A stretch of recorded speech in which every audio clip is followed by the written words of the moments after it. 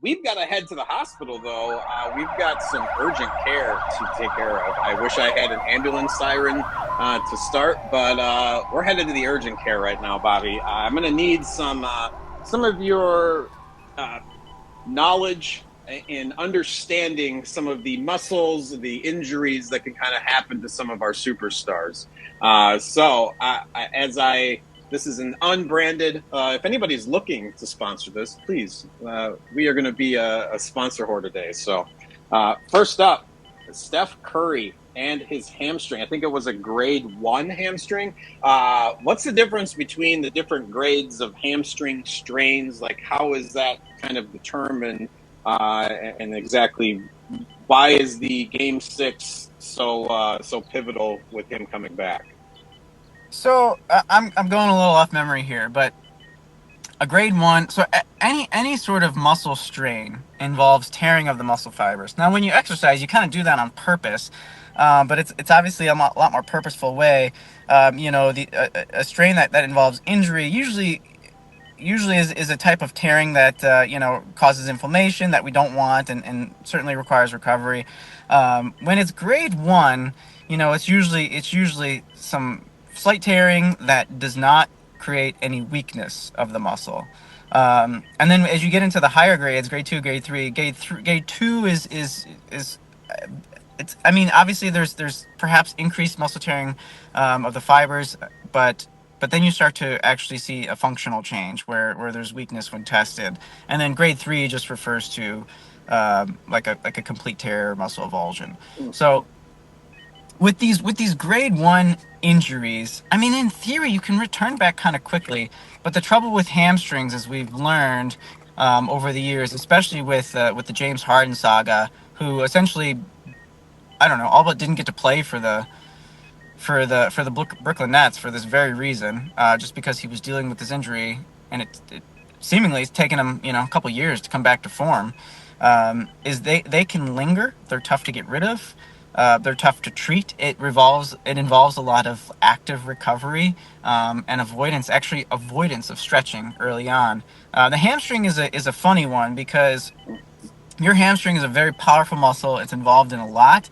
As you know, if you do a hamstring curl, it involves it's the main muscle that bends your knee. But it's also a muscle that's involved in landing and slowing down. So every time you take a step with an outstretched leg, your hamstring is actually the muscle that's essentially catching your step and slowing you down as it then starts to contract. So when it's extended and it's taking a force is when it's at highest risk of injury, which is, I believe, is how this happened for Steph. It didn't look like much, but certainly the biggest risk factor for these guys is going to be overuse. And boy, has this been a grueling playoffs for everybody.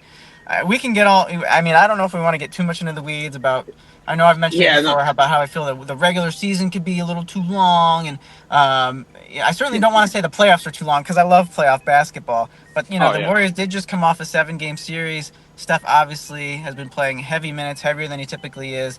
I think I even heard on the Hoop Collective that the 1.9 miles that he ran in the game before was the highest he'd ever done in, at least recorded, in a playoff game. So, Wow.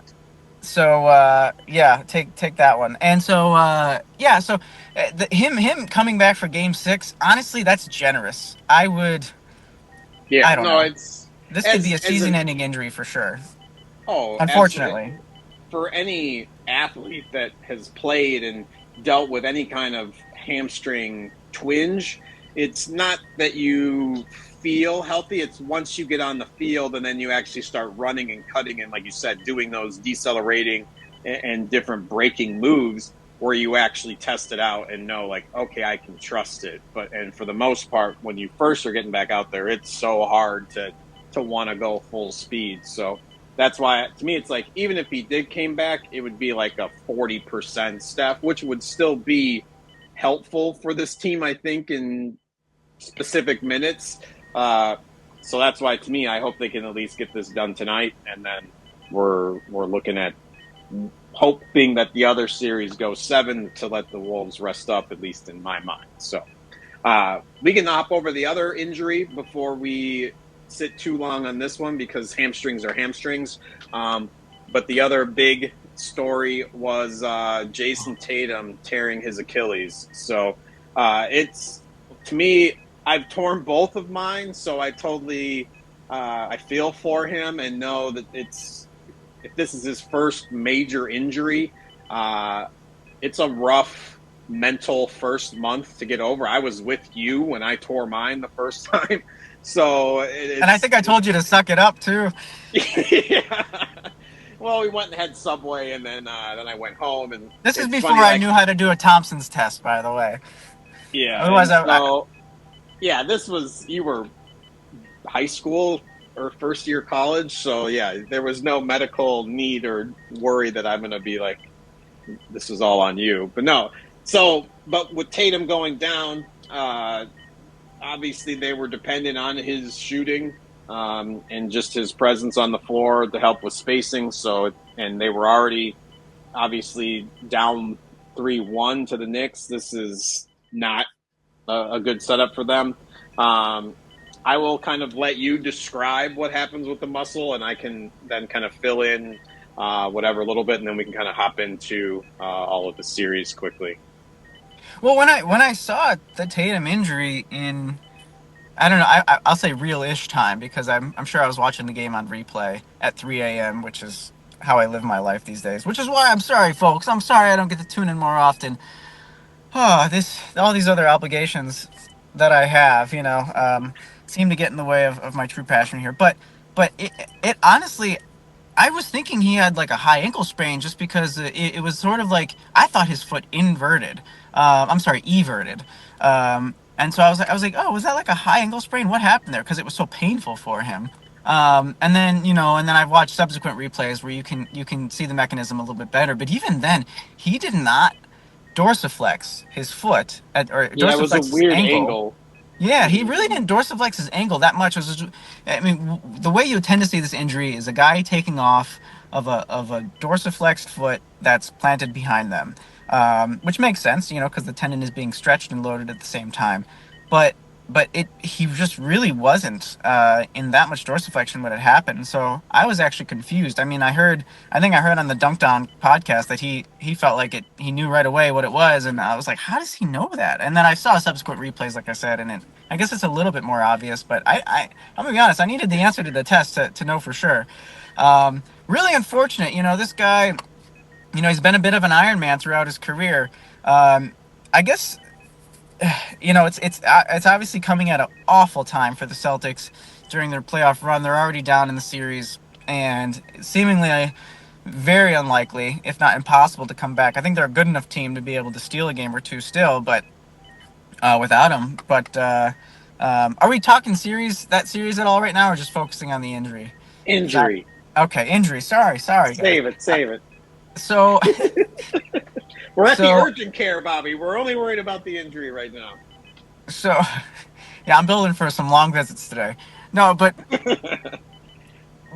he got the surgery already, which is great. Obviously, that they have access to that. They can Yeah, get the that was surgery right fast. away and try to expedite the recovery as much as possible. This will almost certainly keep him out of all of next year, if not most of it. I will say, if there was ever a time to return from this injury with a little bit of time left in the season, which is very difficult, I would imagine, to ramp up. But I mean, it would be for Tatum and the Celtics, because again, as I alluded to, with them potentially still being able to steal a game or two, I think they're a good enough team that it might be worth it, if they're in decent position, at least in playoff position, for him to be able to return next year, if his recovery is going well. I feel like that's an unlikely scenario, but I do feel like it's possible, and It's would actually possible. it's a worthwhile consideration. Yeah. Um, I don't want to put the cart before the horse. It's not my Achilles. It's not my recovery. But, but he was having his best game of this playoffs when he went down. It was finally the Tatum game that they've been searching for this entire series. So just really unfortunate circumstances. Not that an Achilles in and of itself is already bad, but yeah, just very unfortunate outcome, and crazy that it's the second Achilles this playoffs. I mean, I don't know if anybody's got a stat out there of how many times two All-Star players or at least two future Hall of Famers, have torn their Achilles in the same playoffs. That does not happen very often. I mean, Dame Lillard obviously being the first one to go down in the first round with Milwaukee, but yeah, just kind of a wild and untimely outcome.